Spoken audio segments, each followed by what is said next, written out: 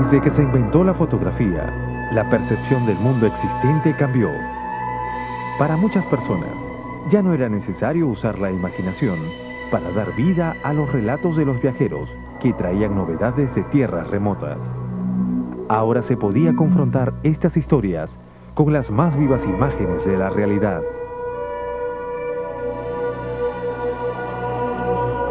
Ahora el mundo se acercaba a nosotros y sin movernos podíamos llegar a conocer los lugares más lejanos o descubrir los rincones y personajes más asombrosos. Y eso fue posible gracias al trabajo de incansables aventureros viajeros y exploradores. Este fue uno de los grandes aportes de la fotografía.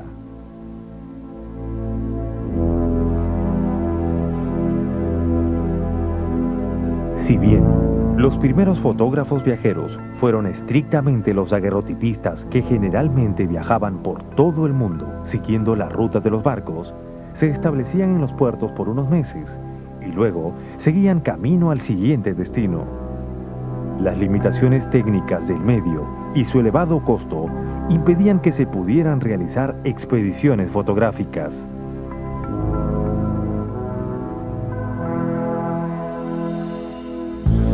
Recién, a partir de 1851, luego que Frederick Scott Archer diera a conocer al mundo el proceso del colodión húmedo, se iniciaría la primera gran revolución de la fotografía, permitiendo a viajeros y expedicionarios emprender el arduo y muchas veces penoso trabajo del registro de imágenes.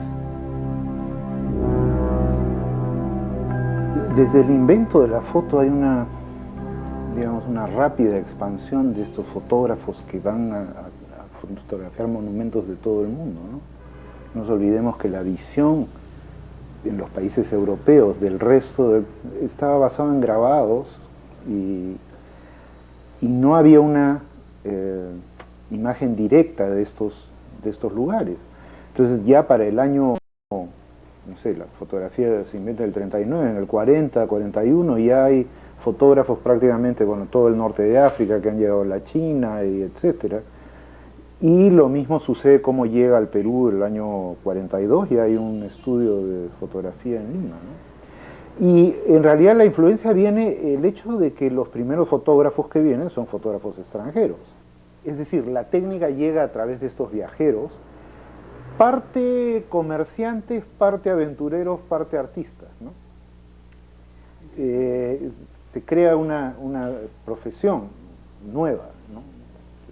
Y como digo, básicamente viven de hacer retratos o de hacer paisajes o reconocer territorios que van a vender más bien en un mercado norteamericano o europeo después, ¿no? El daguerrotipo tenía la desventaja de que producía copias únicas, ejemplares únicos. Entonces, no resultaba demasiado interesante para el registro de vistas, dado que no era factible su reproducción.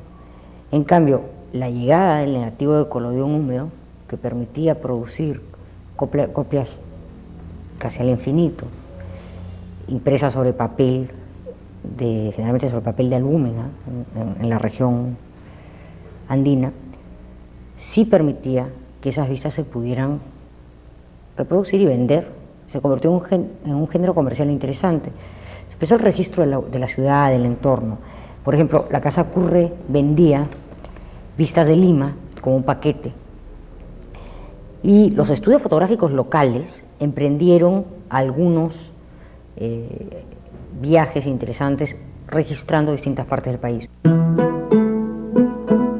En aquel entonces, el equipo fotográfico de un expedicionario debía constar no solo de la cámara y el trípode, sino también de un completo equipo de productos químicos necesarios para el laboratorio de revelado portátil. Las placas de vidrio, pesadas y muy frágiles, además de una carpa o cuarto oscuro, indispensable para realizar el revelado inmediatamente después de haber realizado la toma.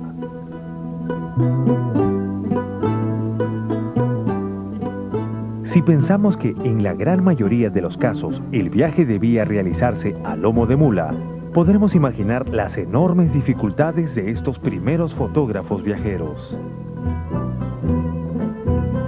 El problema por el cual pasaban los expedicionarios que utilizaban este procedimiento era depender del clima, básicamente, tener el gran problema añadido de la fragilidad de las placas de vidrio y sobre todo por este asunto de tener que revelarlo todo rápidamente, emulsionar y revelar en un lapso de aproximadamente 15 minutos, tener que cargar in situ con todo el laboratorio, bueno, con las cámaras que eran muy pesadas, cámaras, trípodes, las placas de vidrio que eran muy frágiles, los químicos que podían ser muy tóxicos también, y por supuesto un lugar idóneo para hacer el revelado bajo la protección de la luz.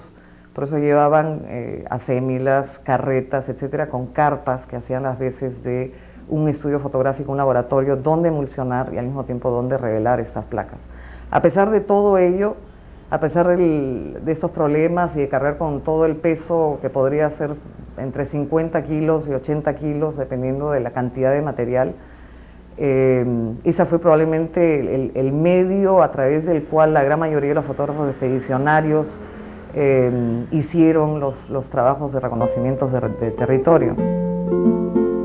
Pero, además, en el siglo XIX, quienes se dedicaban a la fotografía debían ser personas con vocación y actitudes especiales, entre las que destacaban principalmente una cierta curiosidad científica. En las primeras épocas, los fotógrafos debían preparar sus propias emulsiones químicas, manejando tiempos, proporciones, medidas y combinaciones.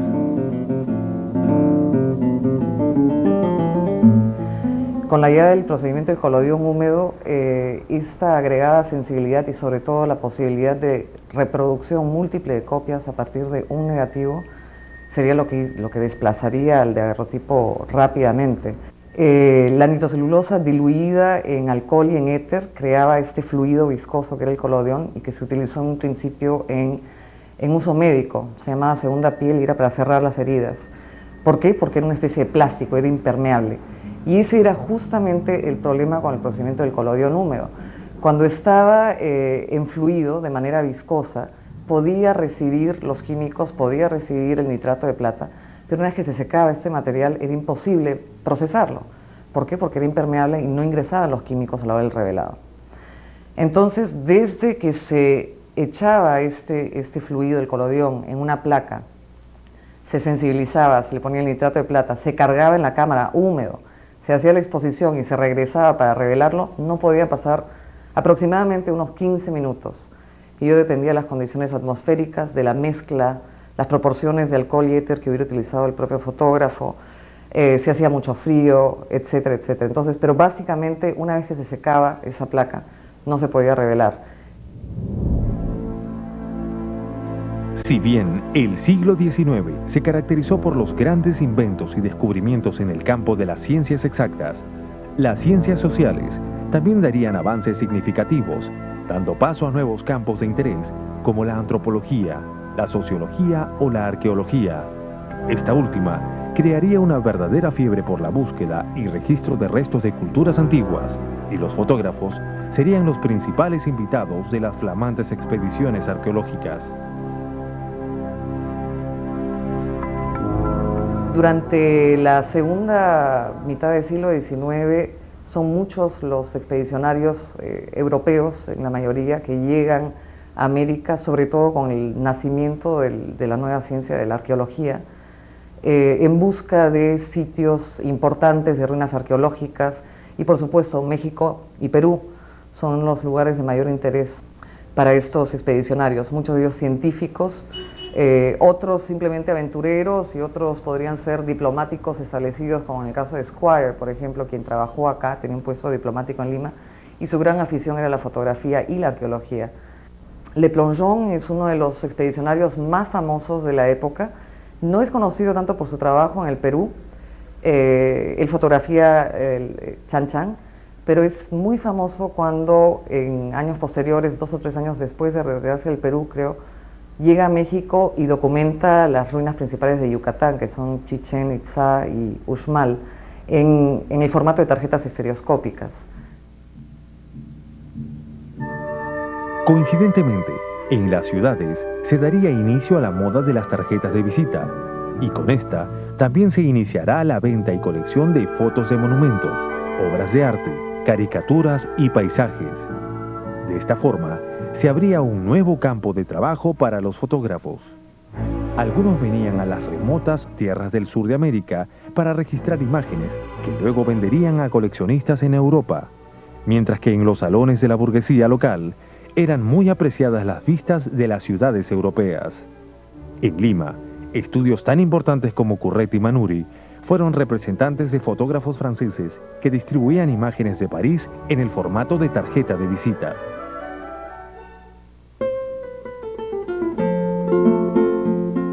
Aún en ese entonces, el ejercicio de la fotografía era una profesión muy costosa y debía ser sostenida por alguna institución. En algunos países, los estados asumían los costos de enviar expediciones de fotógrafos para obtener un registro de su propio territorio.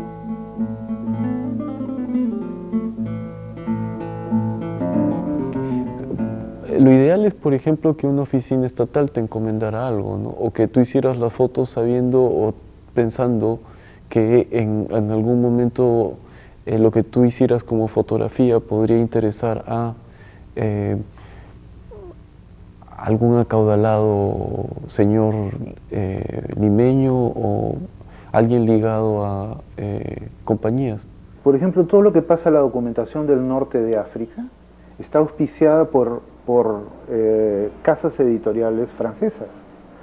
Entonces las expediciones de Duchamp, Maxime Duchamp y otros, era para traer imágenes que iban a ser o vendidas como álbum originales, es decir, las fotos eran reproducidas múltiples veces y se armaban estos álbumes con vistas de determinado lugar que eran vendidos en el mercado, o eran reproducidos en libros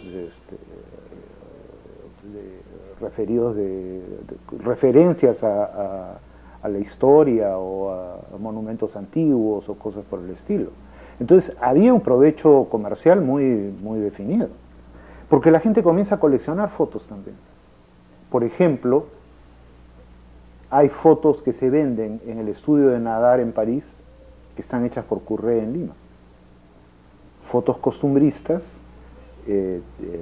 personajes, tipologías de peruanos, el negro, el indio, están fotografiados por Couret y enviados a París. Se vende fotografía Couret con la N roja del estudio Nadar. Él era un agente. La gente coleccionaba estas cosas. Entonces uno iba a la tienda del fotógrafo y podía comprar imágenes de todas partes del mundo. Muchas de las fotos panorámicas que se tienen de la ciudad de Lima fueron realizadas por varios años desde un mismo punto de observación. Los campanarios de las iglesias, por ser los lugares más elevados en la ciudad, se convirtieron así en los lugares más solicitados por los fotógrafos de la época.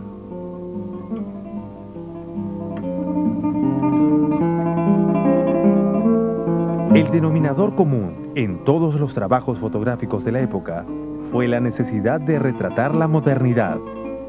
La época de mayor expansión de la fotografía en el Perú coincide con el apogeo económico del guano y el salitre. Así la burguesía local buscaba que las imágenes del país reflejaran esa idea de progreso, desarrollo y modernidad que animaba el espíritu de la época.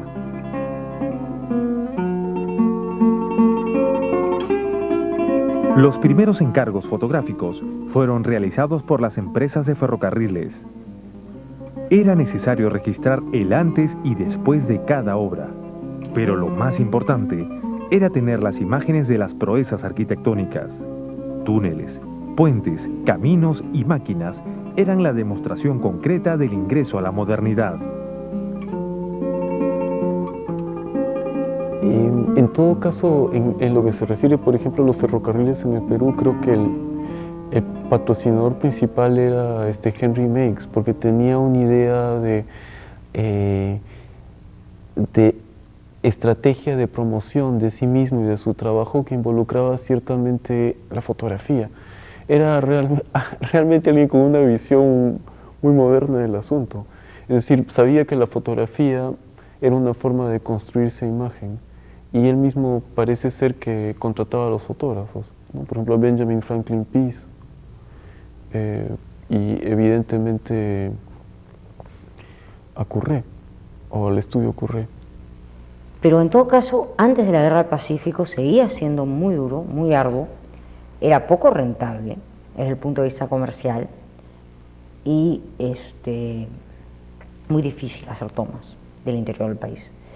La mayor parte efectivamente sirvieron de estas tomas realizadas por interés propio de los fotógrafos o por comisiones como las de Meigs para registrar los ferrocarriles. La mayor parte de estas tomas fueron vendidas a viajeros, no tanto a los turistas, digamos, sino a los viajeros científicos que pasaban por el Perú. No se conocen demasiadas colecciones locales, archivos locales de científicos que contengan cantidades interesantes de fotografía. No quiere decir que no hayan existido, pero no los conocemos.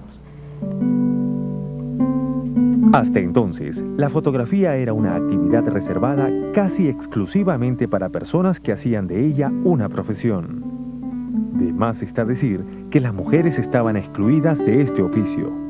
Sin embargo, gracias a la simplificación de los procedimientos y a la curiosidad científica de algunos intelectuales, se comenzaron a conformar los primeros grupos de fotógrafos aficionados. Hay un problema con el término aficionados y es que precisamente no tienes una real definición de qué es un aficionado. Lo defines en función, digamos, en oposición a un profesional que durante el siglo XIX era alguien que tenía un estudio y se dedicaba a hacer retratos, básicamente. Había algunos fotógrafos que trabajaban viajando, haciendo vistas de ciudades y de paisaje, pero básicamente el trabajo del fotógrafo era retrato de estudio. Entonces, frente a ellos surge el Fotoclub Lima en 1888, que es una asociación de intelectuales, básicamente, de distintos ámbitos, todos interesados por la fotografía. Lo preside el doctor Ricardo Flores, que era médico, que hace una serie de trabajos de fotografía, de microfotografía, digamos, para investigación química y biomédica. Otros simplemente por el placer estético, en fin, hay un poco de todo en ese grupo. Y un grupo vinculado con la intelectualidad liberal de fines del XIX, con ciertas publicaciones de corte liberal, y es un poco el ámbito en el que surge primero la fotografía amateur. Poco tiempo después, surgiría un nuevo invento que permitió masificar definitivamente la fotografía. En Estados Unidos, un joven empleado de un banco, aficionado a la fotografía, desarrolló el rollo continuo de película fotográfica que, colocado dentro de una cámara, haría que cualquier persona pudiera tomar sus propias fotos. Él era George Eastman y su invento fue la cámara Kodak.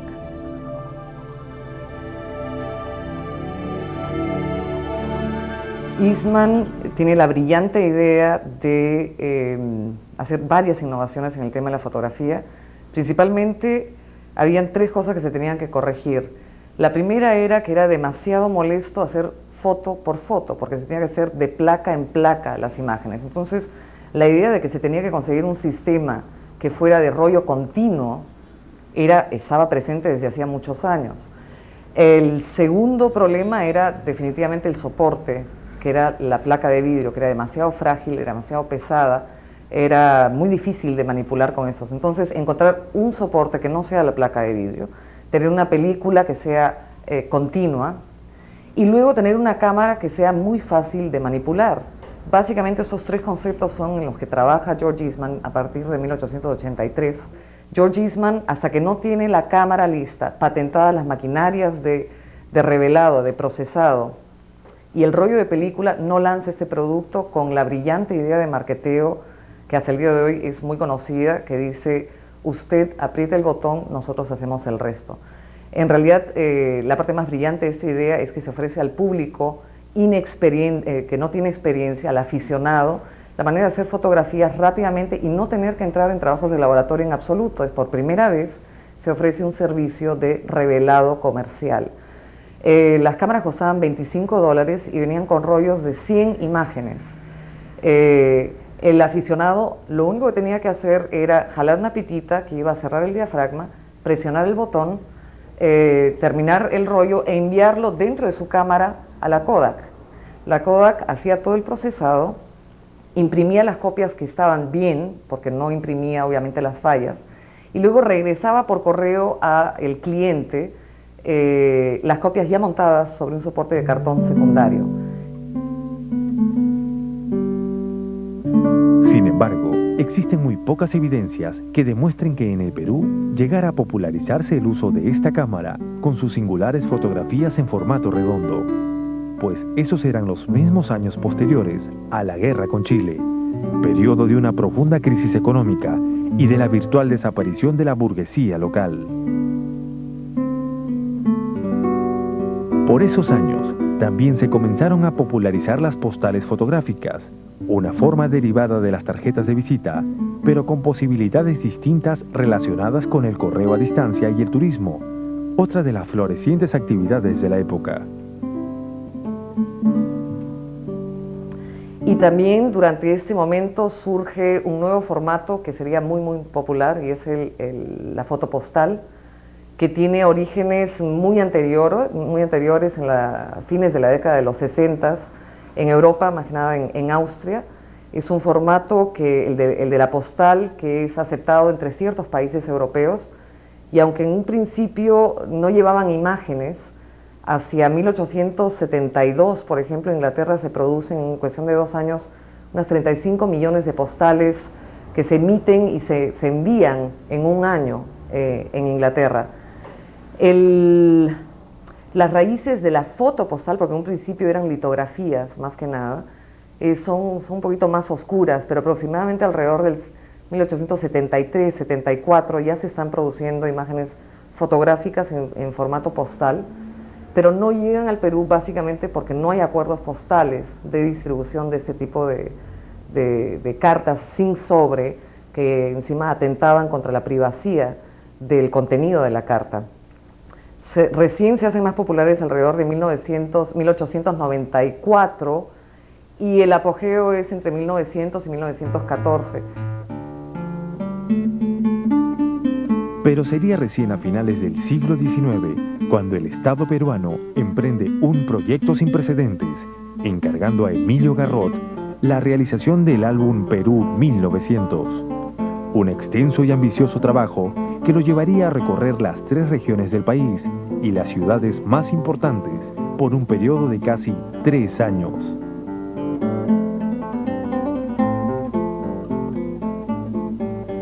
Eran bastante raras las vistas de sitios arqueológicos. No era tan usual ver fotografías de sitios arqueológicos en revistas o en periódicos. Aparecían mucho los ferrocarriles, la idea de la modernidad, del país pujante, de monumentos, de edificios públicos, pero era muy raro encontrar un uso sostenido de la imagen arqueológica. Lo interesante del álbum de Garrot es que es la primera vez, uno, que tenemos una visión integrada, completa del país, y segundo, porque además es una iniciativa en la que ya aparecen los monumentos arqueológicos como elementos imprescindibles de la imagen del país y del paisaje peruano. Y este es un cambio fundamental. Y a partir de ese momento empezamos a ver una conciencia en la mirada de los peruanos hacia su país y hacia su pasado. Y esto se ve reflejado en la fotografía. Los fotógrafos viajeros y exploradores más importantes del siglo XIX fueron verdaderos pioneros que hicieron importantes contribuciones a la consolidación de la imagen nacional. Entre ellos podemos mencionar a Bernardo Puentes de la Vega, quien en 1869 logra realizar el primer registro del Amazonas. Villalba, el primero en fotografiar la Catedral de Puno, el lago Titicaca y las Chulpas. Luis Alviña, quien logra registrar en imágenes la primera expedición a Paucartambo. O Charles Crele, muerto por una flecha en una de sus expediciones a la selva. Y junto con ellos, una muy larga lista de aventureros cuyos registros son un documento invalorable de la historia de nuestro país.